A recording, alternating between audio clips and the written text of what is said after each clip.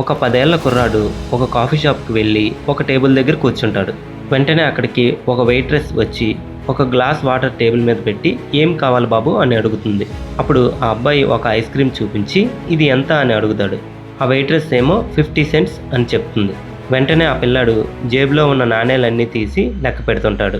Money సరిపోదనుకున్నాడో ఏమో "మీ షాప్లో నార్మల్గా తక్కువగా ఉండే ఐస్ క్రీమ్ ఎంత" అని మళ్ళీ అడుగుతాడు.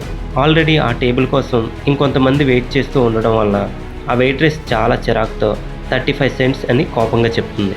ఆ పిల్లవాడు మళ్ళీ ఆ నాణేలు లెక్క పెట్టుకొని 35 సెంట్స్ ఉన్న ఐస్ క్రీమ్ని తీసుకొని రమ్మని చెప్తాడు. వెయిట్రెస్ ఐస్ క్రీమ్ తీసుకొచ్చి బిల్తో పాటు టేబుల్ మీద పెట్టి వెళ్ళిపోతుంది. ఆ అబ్బాయి ఐస్ క్రీమ్ తినేసి బిల్ని కౌంటర్లో పే చేసి వెళ్ళిపోతాడు. తర్వాత వెయిట్రెస్ టేబుల్ క్లీన్ చేయడానికి వచ్చి టేబుల్ క్లీన్ చేస్తూ ఆ అబ్బాయి తిన్న ఎంప్టీ డిష్ పక్కన 15 సెంట్స్ ఉండడం గమనిస్తుంది. వెంటనే ఆ వెయిట్రెస్ ఆ డబ్బును తీసుకొని చాలా బాధపడుతుంది.